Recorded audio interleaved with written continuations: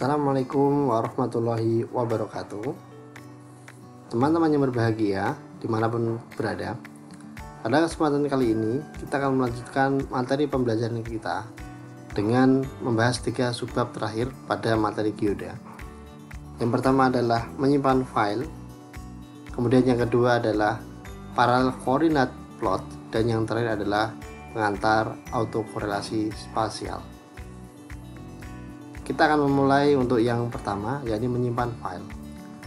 Misalnya kita memiliki data seperti ini, yang awalnya adalah, kalau teman-teman perhatikan di video yang pertama, itu kan kita punya file hanya file SHP Provinsi Yogyakarta dengan atributnya hanya kabupaten dan kecamatan. Kemudian di video berikutnya saya joinkan dengan atribut yang lain, misalnya adalah data kemiskinan, data IPM, data APS, dan data AHP. Apa itu data IPM, APS, dan AHP? Silakan teman-teman bisa lihat di video sebelumnya.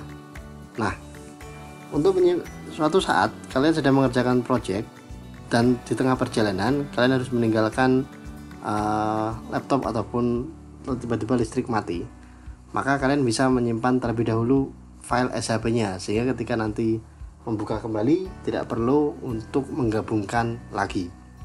Caranya cukup sederhana. Coba kita klik file, kemudian save as, kita klik as resave file, sehingga nanti penyimpanannya adalah SHP juga. Kita kasih nama misalnya adalah Jogja Edit, dimana dalam file Jogja Edit itu adalah kita memiliki data SHP yang data atributnya itu ada kabupaten, kecamatan, IPM, kemudian kemiskinan, AHP, dan seterusnya. Kemudian kita save dan klik OK. Nah, untuk membuktikannya, misal kita close terlebih dahulu, kita klik open, kita buka di sini save file Jogja Edit, maka akan muncul data seperti ini. Nah, ini adalah hasil dari yang sudah kita penyimpanan tadi. Nah, perhatikan kalau mau mengedit desimal, angka desimal belakangnya, kita bisa menggunakan edit variable properties seperti di video sebelumnya. Perhatikan di sini diketahui bahwasanya decimal place atau desimalnya ada 2, tapi yang di display itu 6, maka kita bisa meminimalisir menjadi 2, ini 2 juga, biar lebih eye-catching lah gitu. Nah, seperti ini. Jadi untuk yang pertama adalah menyimpan file, selesai. Nah, untuk video selanjutnya yang sekarang ini, kita akan mencoba belajar tentang parallel coordinate plots. Dalam parallel coordinate plot, kita akan membuat hubungan antara variabel x-nya itu misal adalah IPM, sementara yang variabel y-nya adalah kemiskinan. Caranya cukup sederhana, kita klik explore, kemudian parallel coordinate plot. Nah, di sini kita masukkan kemiskinan di sini dan IPM. Maka otomatis kalau sudah diklik OK, maka akan muncul hasil seperti ini. Nah, dari gambar bisa terlihat bahwasanya yang bawah itu adalah IPM. Semakin ke kanan atau semakin besar IPM-nya, dia berkorelasi dengan IPM kemiskinan yang sangat kecil. Jadi sesuai dengan teorinya, semakin besar IPM maka akan semakin kecil tingkat kemiskinannya. Begitu juga sebaliknya, semakin kecil tingkat IPM maka kemiskinannya akan semakin besar. Nah, kalau kita klik, dia akan merujuk ke suatu lokasi tertentu. Kabupaten mana itu? Gunung Kidul yang memiliki IPM yang cukup kurang tapi kemiskinannya besar. Kalau IPM-nya tinggi, kita lihat ternyata kota Yogyakarta. Nah, ini adalah data yang saya dapatkan, kompilasi data dari BPS tahun 2016. Nah, jika teman-teman menghendaki menyimpan file ini, file atau mengekspor file parallel coordinate plot ini, cukup sederhana. Kalian klik kanan, kemudian kita save image as. Nah, bisa di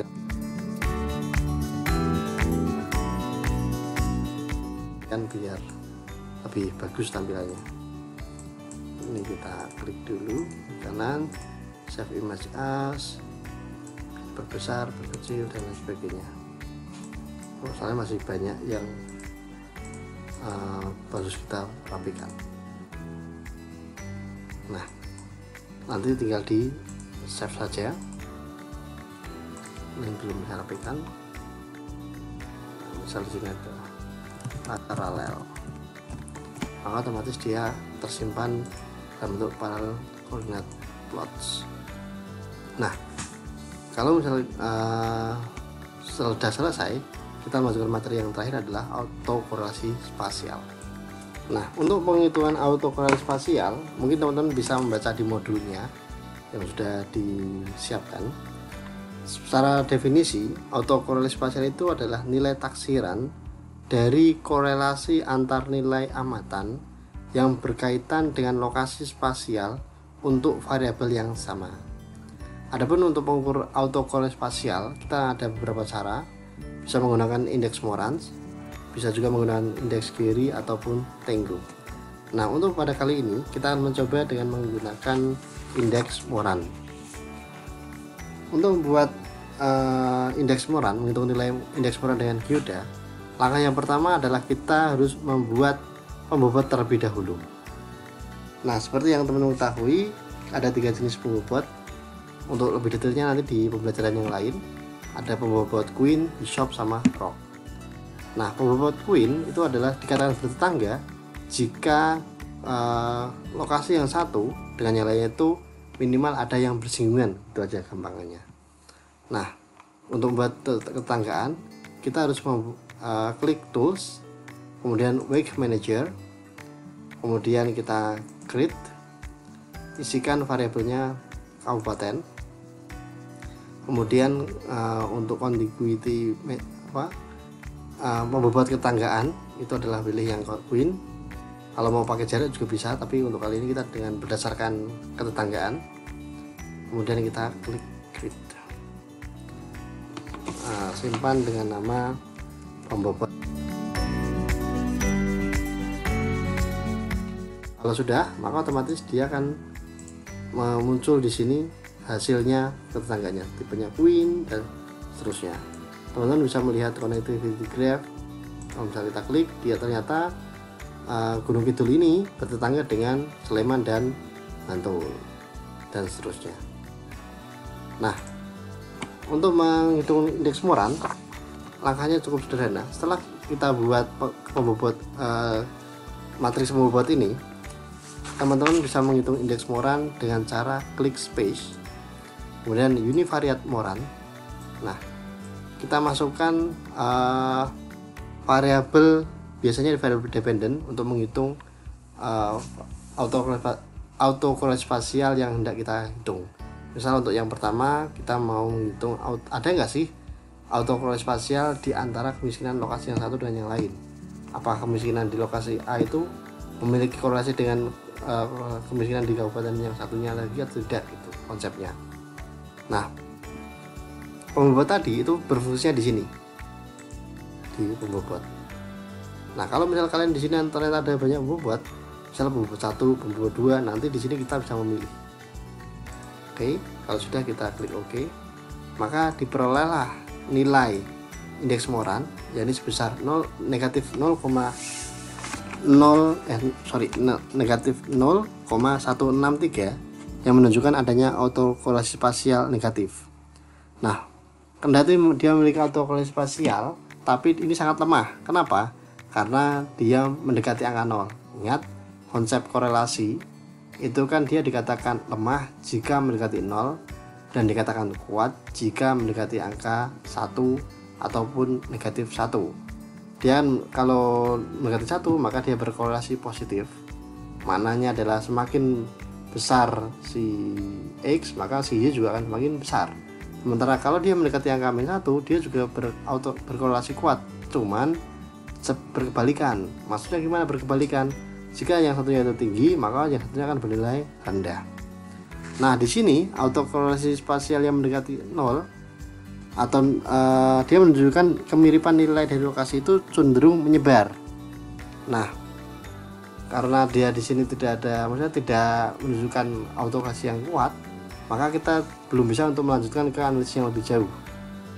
Nah, di sini kita nggak usah khawatir, kita juga bisa menganalisnya dengan melihat Moran scatter plot. Dalam Moran scatter plot, dia terdapat 4 kuadran, kuadran 1, 2, 3, dan 4.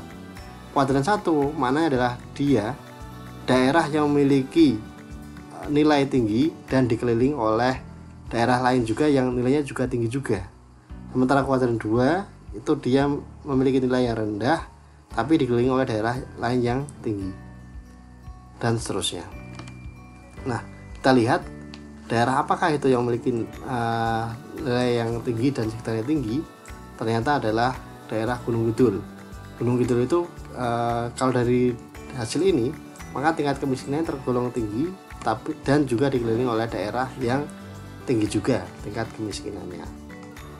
Kemudian kalau kita lihat yang kuadran 2, apa saja? Kita lihat ada 3 kabupaten, Sleman, Yogyakarta, dan Kulon Progo. Nah, teman-teman, itu adalah materi kita untuk geoda.